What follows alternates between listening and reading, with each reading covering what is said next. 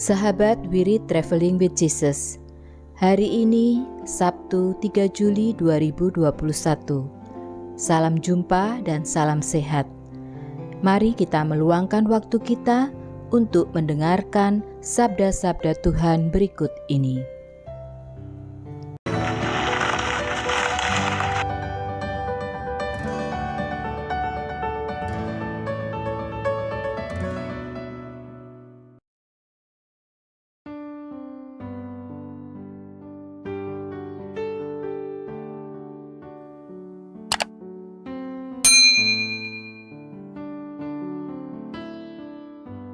Bapak, Ibu, Saudara sekalian, selamat datang di channel Traveling with Jesus, teman baca Alkitab setiap hari bagi Anda semua. Bacaan kami ambil dari kalender liturgi Katolik. Mulai sekarang, Anda bisa mengakses bacaan yang kami bacakan dalam bahasa Indonesia, Inggris, dan Italia. Bacaan dalam bahasa Indonesia dan Inggris dapat diakses setiap hari Senin sampai dengan Sabtu, dan khusus bahasa Italia hanya pada hari Minggu. Selamat menikmati tayangan kami. Tuhan memberkati.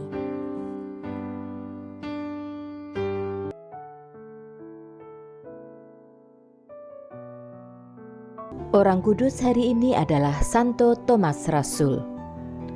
Thomas lahir di Galilea dan dikenal sebagai salah seorang dari ke-12 Rasul Yesus.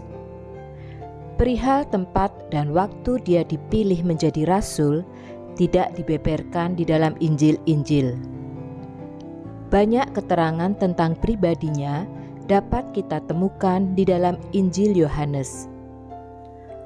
Thomas, yang disebut juga Didimus, artinya kembar, adalah seorang nelayan pembantu. Ia tidak memiliki perahu sendiri seperti Petrus dan Andreas. Hidupnya hampir selalu serba kekurangan. Hal inilah yang membuat dia bersikap selalu hati-hati, pesimis, dan cepat menyangka akan terjadi hal yang buruk atas dirinya. Banyak orang mempunyai gambaran yang kurang tepat tentang Thomas. Meskipun demikian, Thomas dikenal berani. Thomas hadir pada peristiwa pembangkitan Lazarus dan perjamuan terakhir. Di antara ke-12 rasul, Thomas dikenal sebagai orang yang tidak mudah mempercayai sesuatu. Sikapnya ini terlihat dengan sangat jelas dalam peristiwa penampakan Yesus setelah kebangkitannya. Oleh karena itu, di kalangan umat sering terdapat gambaran yang kurang baik tentang Thomas. Setiap kali namanya disebut, yang terbayang di benak mereka adalah seorang rasul yang tidak mau percaya kepada suatu hal yang belum disaksikannya sendiri.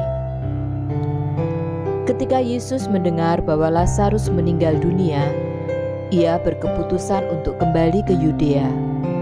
Padahal baru saja orang mau melemparinya dengan batu di daerah itu.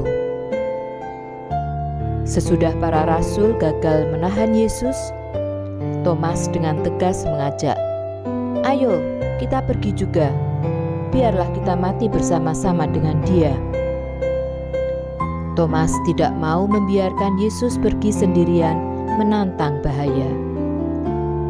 Thomas adalah orang yang terus terang, polos, dan tidak malu-malu menyatakan ketidaktahuannya.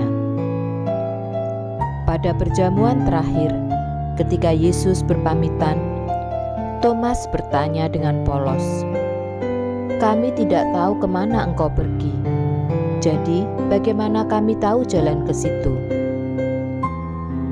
Keraguan Thomas ini mengundang Yesus untuk menyingkapkan rahasia Tritunggal yang mendalam.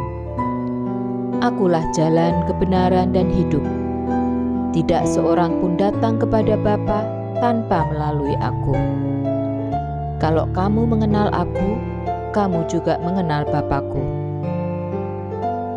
Sikap ragu-ragu Thomas tampak jelas sekali dalam sikapnya terhadap berita penampakan Yesus kepada para rasul. sebelum aku melihat bekas paku pada tangannya, dan sebelum aku mencucukkan jariku ke dalam lambungnya, sekali-kali aku tidak akan percaya."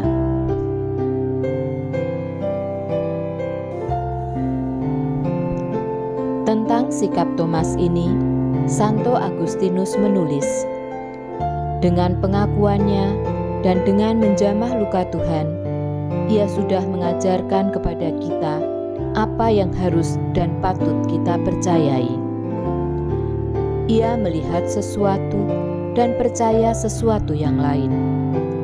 Matanya memandang kemanusiaan Yesus, namun imannya mengakui kealahan Yesus, sehingga dengan suara penuh gembira bercampur penyesalan mendalam, ia berseru, 'Ya Tuhanku dan Allahku.' Kepadanya Yesus bersabda, 'Karena kau telah melihat aku, maka engkau percaya. Berbahagialah mereka yang tidak melihat namun percaya.'" Kata-kata Yesus ini masih berkumandang aktual hingga dewasa ini. Tentang karya kerasulan Thomas sesudah itu, kitab suci tidak menyebutkan apa-apa lagi. Juga tidak ada sepucuk surat peninggalan Thomas yang sampai kepada kita. Menurut tradisi yang dibenarkan oleh Santo Ambrosius dan Hieronymus, Thomas menyebarkan kabar gembira ke arah timur dengan mengikuti jalan para pedagang, yaitu ke Syria, Armenia, Persia, dan India. Dekat Madras di kota Malaipur, Thomas menerima mahkota kemartirannya. Orang Kristen India Selatan, lebih-lebih di sepanjang pantai Siro Malabar, percaya bahwa Thomas mempertobatkan Raja Gondapur dan bahwa mereka adalah keturunan orang-orang Kristen abad pertama. Thomas mati ditusuk tombak dan relikwinya masih tetap ada pada waktu makamnya dibuka kembali pada tahun 1523.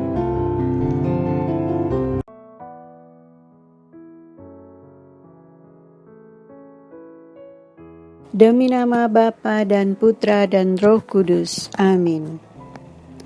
Datanglah ya Roh Kudus, datanglah dengan kekuatan hati Santa Perawan Maria yang tidak bernoda mempelaimu yang terkasih. Datanglah, bimbinglah kami, hiburlah kami.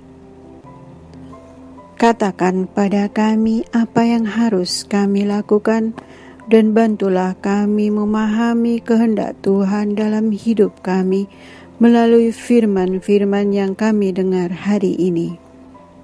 Amin.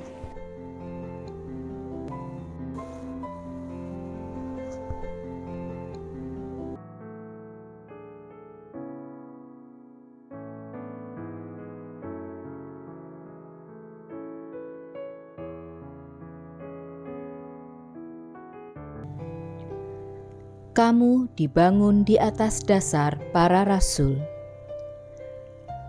Bacaan dari surat Rasul Paulus kepada jemaat di Efesus.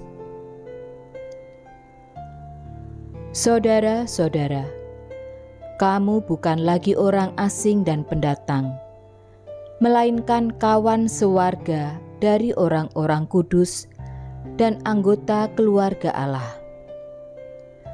Kamu dibangun di atas dasar para rasul dan para nabi, dengan Kristus Yesus sebagai batu penjuru. Di atas Dia, tumbuhlah seluruh bangunan yang rapi tersusun menjadi bait Allah yang kudus dalam Tuhan. Di atas Dia pula kamu turut dibangun menjadi tempat kediaman Allah dalam roh. Demikianlah sabda Tuhan. Syukur kepada Allah.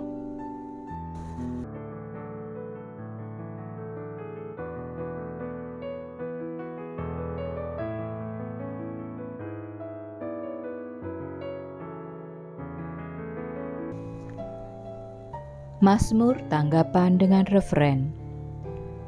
Pergilah ke seluruh dunia dan wartakanlah Injil.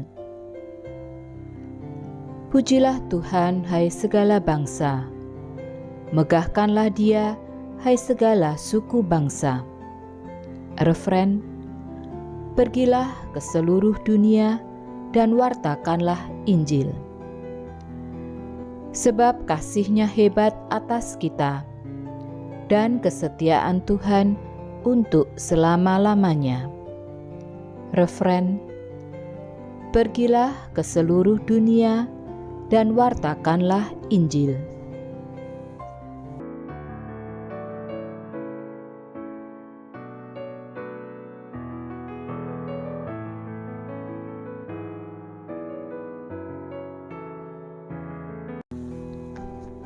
Haleluya, haleluya. Yesus berkata, "Hai Thomas, karena telah melihat Aku, maka engkau percaya. Berbahagialah mereka yang tidak melihat, namun percaya." Haleluya, haleluya.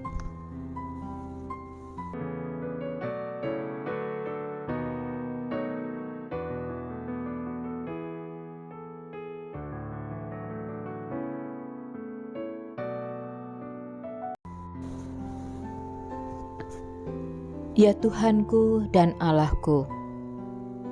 Bacaan Injil diambil dari Injil menurut Yohanes.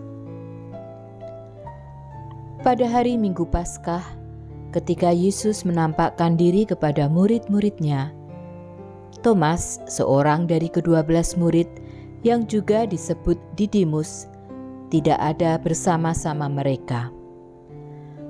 Maka kata murid-murid yang lain itu kepadanya, "Kami telah melihat Tuhan." Tetapi Thomas berkata kepada mereka, "Sebelum aku melihat bekas paku pada tangannya, dan sebelum aku mencucukkan jariku ke dalam bekas paku itu, dan mencucukkan tanganku ke dalam lambungnya, aku sama sekali tidak akan percaya." 8 hari kemudian, murid-murid Yesus berada kembali dalam rumah itu, dan Thomas bersama-sama dengan mereka. Sementara pintu-pintu terkunci, Yesus datang. Ia berdiri di tengah-tengah mereka dan berkata, "Damai sejahtera bagimu." Kemudian ia berkata kepada Thomas, "Taruhlah jarimu di sini, dan lihatlah tanganku. Ulurkanlah tanganmu, dan cucukkan ke dalam lambungku. Dan jangan engkau tidak percaya lagi, melainkan percayalah." Thomas menjawab kepadanya, "Ya Tuhanku dan Allahku." Kata Yesus kepadanya, "Karena telah melihat Aku, maka engkau percaya. Berbahagialah mereka yang tidak melihat, namun percaya." Demikianlah Injil Tuhan. Terpujilah Kristus.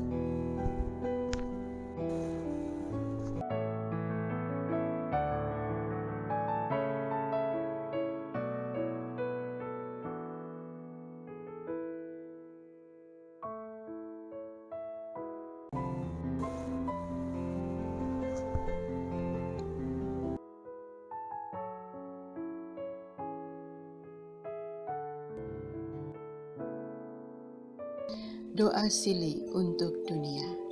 Allah Bapa, kami percaya akan janji Bunda Maria dalam penampakan di Fatima, bahwa pada akhirnya dosa-dosa dunia yang telah menghina Engkau akan lenyap.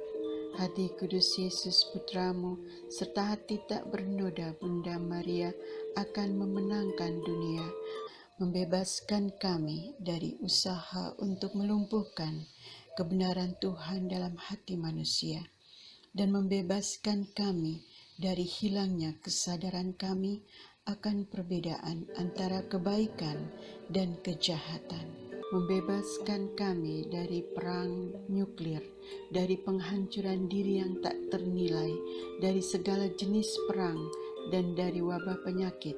Maka utuslah para malaikat agung-Mu untuk menolong kami. Amin.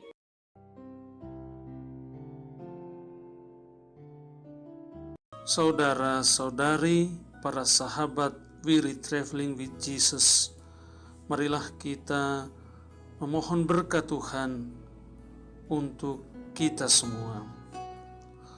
Tuhan sertamu dan sertamu juga. Semoga saudara-saudari, sanak keluargamu, usaha-usaha, pekerjaan-pekerjaan, kesehatan dan imanmu senantiasa dilindungi dan diberkati oleh Allah yang Maha Kuasa, Bapa, Putra, dan Roh Kudus. Semoga Tuhan selalu menyertai kita. Demikian bacaan hari ini. Terima kasih sudah menonton. Jangan lupa subscribe, like kami di Facebook, dan follow kami di Instagram. Weary Traveling with Jesus. Sampai jumpa lagi di video selanjutnya.